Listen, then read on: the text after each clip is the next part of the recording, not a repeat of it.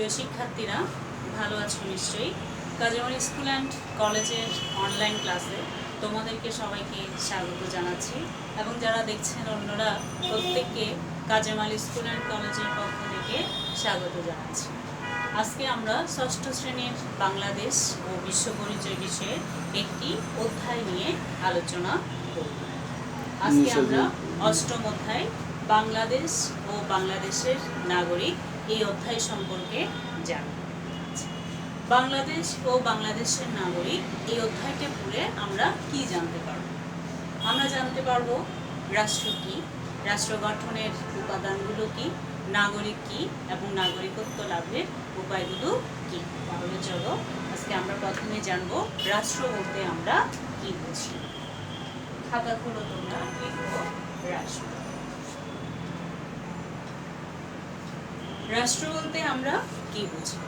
রাষ্ট্র বলতে আমরা বুঝি সেই সংগঠন যে সংগঠনের মধ্যে রয়েছে নির্দিষ্ট ভূখণ্ড, জনসমষ্টি, সরকার এবং সার্বভৌমত্ব, অর্থাৎ এই চারটি উপাদান নিয়ে এই রাষ্ট্র গঠিত হয়। তাহলে আমরা রাষ্ট্রের উপাদান পেয়েছি কয়টি? চারটি। একটি হলো জনসমষ্টি। রাষ্ট্র গঠনের উপাদানের প্রথম উপাদান হলো জনসমষ্টি, নির্দিষ্ট ভূখণ্ড, নির্দিষ্ট ভূখণ্ড,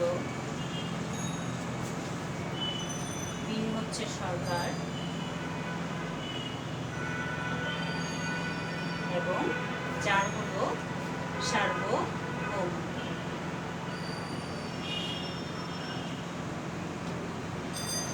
তাহলে রাষ্ট্র গঠনের উপাদান হচ্ছে চারটি: জনসমষ্টি, নির্দিষ্ট ভূখণ্ড, সরকার, সার্বভৌমত্ব। তাহলে আমাদেরকে প্রথমে জানতে হবে জনসমষ্টি বলতে আমরা কি বুঝি। জনসমষ্টি বলতে আমরা বুঝি জনগণের সমষ্টি। এই জনসমষ্টি হচ্ছে রাষ্ট্রের প্রথম এবং প্রধান উপাদান। এই উপাদান ছাড়া রাষ্ট্র গঠিত হতে পারে না। রাষ্ট্র গঠনে অর্থাৎ জনসমষ্টি ছাড়া রাষ্ট্র কখনো কি গঠন করতে পারে না। এটা জনসমষ্টিটা বেশিও হতে পারে আবার কমও হতে পারে। যেমন চীনের জনসংখ্যা তোমরা লিখতে পারো, চীনের জনসংখ্যা হচ্ছে, চীনের জনসংখ্যা হচ্ছে 137 কোটি 20 লক্ষ। চীনের জনসংখ্যা হচ্ছে 137 কোটি 20 লক্ষ। অপরদিকে স্যান মেরিনো নামক একটি রাষ্ট্রের জনসংখ্যা হচ্ছে মাত্র 30,000। তাহলে এখানে কি বুঝতে পারলাম? অর্থাৎ জনসংখ্যাটা বেশিও হতে পারে আবার কমও হতে পারে। এবার আমরা যাব নির্দিষ্ট ভূখণ্ডে। এটি হচ্ছে রাষ্ট্রের দ্বিতীয় উপাদান। এটি ছাড়াও রাষ্ট্র গঠন করতে পারে না। রাষ্ট্রের মধ্যে অর্থাৎ নির্দিষ্ট ভূখণ্ড বলতে আমরা বুঝি জল, বায়ু, স্থল এবং উপরে আকাশের যে পরিমাণ সেটাকে বলা হয় নির্দিষ্ট ভূখণ্ড। প্রত্যেকটি রাষ্ট্রের নির্দিষ্ট করে কি আছে? ভূখণ্ড থাকবে। যেমন ভারতের ভূখণ্ড হচ্ছে, ভারতের আয়তন হচ্ছে 32 কোটি লক্ষ 87,590 বর্গ কিলোমিটার। ভারতের আয়তন হচ্ছে 32,87,590 বর্গ কিলোমিটার। অপরদিকে সিঙ্গাপুরের আয়তন হচ্ছে 693 বর্গ কিলোমিটার। অর্থাৎ নির্দিষ্ট ভূখণ্ড এটিও কি হতে পারে? বেশিও হতে পারে আবার কমও হতে পারে। এটিও রাষ্ট্রের একটি কি উপাদান। এরপর হচ্ছে 3 নম্বর উপাদান হচ্ছে সরকার। এটি হচ্ছে রাষ্ট্রের 3 নম্বর উপাদান। সরকার বলতে আমরা কি বুঝি? অর্থাৎ সরকার হচ্ছে কোনটা? যেটা অর্থাৎ সরকারের কিছু বিধিনিষেধ আছে যেগুলোর দ্বারা আমাদের রাষ্ট্রটা পরিচালিত হয়। ওই সরকারের বৈধ নিয়মের প্রতি আমরা সবাই কি করে থাকি? আনুগত্য প্রকাশ করে থাকি। তাই হচ্ছে সরকার। আর 4 নম্বর হচ্ছে সার্বভৌমত্ব। এটি হচ্ছে রাষ্ট্রের একেবারে চরম ক্ষমতা, যে ক্ষমতার বলে সরকার অভ্যন্তরীণ আইন শৃঙ্খলাটা রক্ষা করবে এবং কাউকে, ব্যক্তি বা প্রতিষ্ঠানকে সরকার পদাধিকার বলে কি করতে পারে? অর্থাৎ তাকে ডাকতে পারে, কিন্তু বাইরের দেশ থেকে কেউ আমাদের দেশে এসে আমাদেরকে সরাসরি কি করতে পারবে না, অর্থাৎ কোনো ধরনের অভিযোগ অভিরূপ আমাদেরকে করতে পারবে না। এটা হচ্ছে সার্বভৌমত্ব। তাহলে আমরা রাষ্ট্র সম্পর্কে জানলাম। এবার আমরা জানবো রাষ্ট্র হিসেবে বাংলাদেশ সম্পর্কে। রাষ্ট্র হিসেবে বাংলাদেশ, রাষ্ট্র হিসেবে বাংলাদেশ।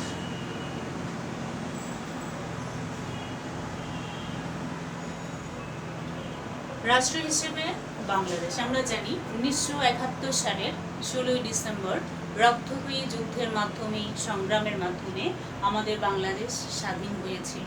সেই হিসেবে বাংলাদেশ একটি কি স্বাধীন রাষ্ট্র। তাহলে রাষ্ট্র হিসেবে বাংলাদেশ আমরা প্রথমেই জেনেছি রাষ্ট্র গঠনের জন্য 4টি উপাদানের প্রয়োজন হয়। তাহলে আমাদেরকে জানতে হবে বাংলাদেশের এই 4টি উপাদান যথেষ্ট রয়েছে কি। তাহলে আমরা জেনেছি প্রথমত জনসমষ্টি। জনসমষ্টি, বাংলাদেশের জনসমষ্টিটা কি বিশাল। এখানের মধ্যে অর্ধেক পুরুষ বাস করে, অর্ধেক নারী বাস করে, আর এর একটা বিরাট অংশ রয়েছে কি শিশুরা।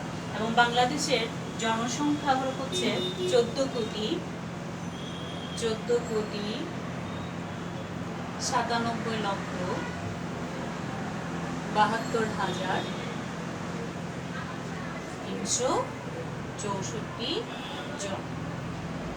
তাহলে কি রাষ্ট্র হিসেবে বাংলাদেশের মধ্যে জনসমষ্টিটা আমাদের রয়েছে কত 14,97,72,364 জন। এবার আমরা যাব নির্দিষ্ট ভূখণ্ড। নির্দিষ্ট ভূখণ্ড অর্থাৎ বাংলাদেশের আয়তন কত। বাংলাদেশের আয়তন হচ্ছে কত 1,47,570 বর্গ কিলোমিটার। অর্থাৎ নির্দিষ্ট আমাদের বাংলাদেশের ভূখণ্ডটার আয়তন হচ্ছে 1,47,570 বর্গ কিলোমিটার। তাহলে 2 নম্বর শর্তও কি পরিপূর্ণ। এবার আমরা যাব 3 নম্বর, অর্থাৎ সরকার। সরকার হচ্ছে অর্থাৎ বাংলাদেশের সরকারটা কেমন। আমরা জানি বাংলাদেশের সরকারটা হচ্ছে প্রজাতান্ত্রিক সরকার।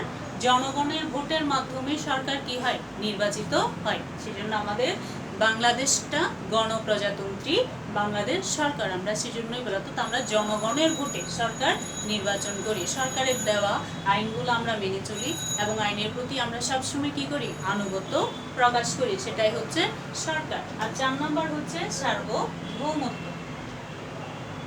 সার্বভৌমত্ব আমরা আগেই বলেছি সার্বভৌমত্ব হচ্ছে রাষ্ট্রের চরম ক্ষমতা। যে ক্ষমতা বলে রাষ্ট্র পদাধিকার বলে প্রধান থাকবে এবং রাষ্ট্র চাইলে প্রত্যেকটা মানুষকে বা প্রতিষ্ঠানকে কি করতে পারবে, যে কোনো সত্তারোপ করতে পারবে। কিন্তু বাইরের কোনো দেশ থেকে কোনো রাষ্ট্র বা মানুষ আমাদেরকে এসে কি করতে পারবে না, শাসন করতে পারবে না। তাহলে আমরা দেখলাম রাষ্ট্র হিসেবে বাংলাদেশ যথার্থ, কেননা এখানের মধ্যে নির্দিষ্ট কি রয়েছে, অর্থাৎ জনসমষ্টি রয়েছে, নির্দিষ্ট ভূখণ্ড রয়েছে, সরকার রয়েছে এবং সার্বভৌমত্ব রয়েছে। এবার আমরা যাব নাগরিক বলতে আমরা কি বুঝি।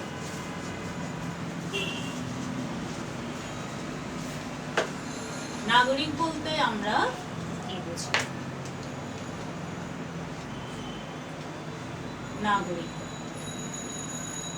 নাগরিক বলতে আমরা তাকেই বুঝবো, অর্থাৎ যারা রাষ্ট্রের মধ্যে স্থায়ী বসবাস করবে, রাষ্ট্রের বিভিন্ন প্রকারের সুযোগ সুবিধা ভোগ করবে, তারাই হলো নাগরিক। এবার আমরা যাব নাগরিকত্ব অর্জনের ক্ষেত্রে পদ্ধতিগুলা বা উপায়গুলা কি। নাগরিকত্ব অর্জনের ক্ষেত্রে উপায়গুলো হচ্ছে 2টা মাধ্যমে আমরা কি করতে পারি নাগরিকত্ব অর্জন করতে পারি। একটা হলো জন্মসূত্রে নাগরিকত্ব লাভ, অপরটি হলো অনুমোদন সূত্রে নাগরিকত্ব। এই জন্মসূত্রে নাগরিককে আবার কয় ভাগে, 2 ভাগে ভাগ করা হয়। একটা হলো জন্মসূত্রে 2 নম্বর হচ্ছে জন্ম নীতিসূত্রে।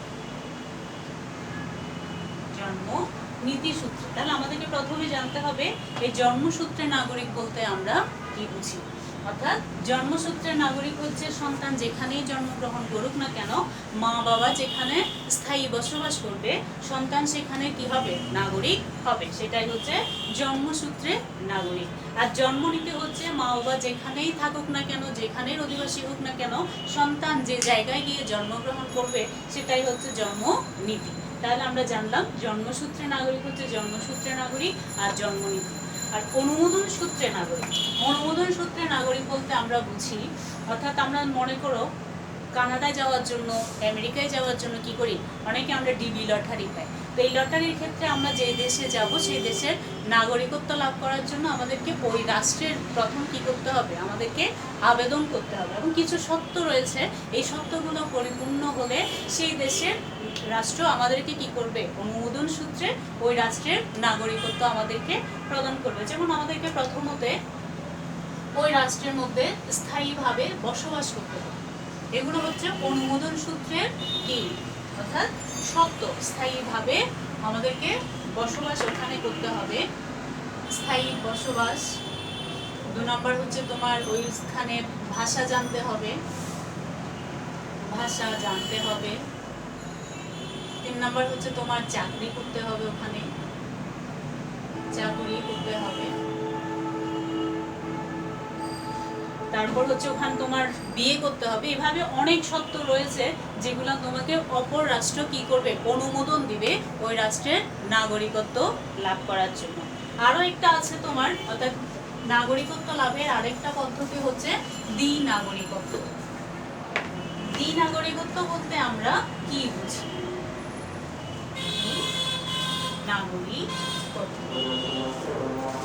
দ্বি-নাগরিকত্ব বলতে আমরা বুঝি অর্থাৎ একসাথে দুটা দেশের নাগরিকত্ব লাভ করা। অর্থাৎ কেউ মনে করো বাংলাদেশেও আছে, আবার আমেরিকায়ও গেল, ওখানেরও কি পেল, নাগরিকত্ব লাভ করলো, সেটাই হলো দ্বি-নাগরিকত্ব। এখানে ব্যক্তি নির্বাচন করবে তিনি কোন দেশে থাকতে চান, অথবা তিনি দুটা দেশেও কি করতে পারেন, থাকতে পারেন, সেটাই হলো দ্বি-নাগরিকত্ব।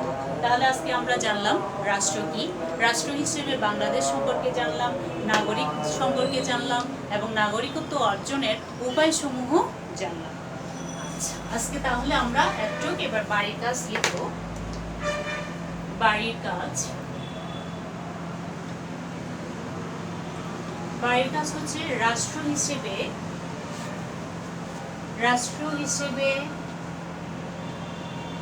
বাংলাদেশ সম্পর্কে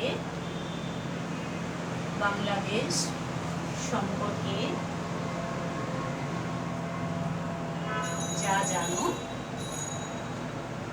লিখো। রাষ্ট্র হিসেবে বাংলাদেশ সম্পর্কে যা জানো লিখো। তাহলে আজকে এই পর্যন্ত। ধন্যবাদ সবাইকে।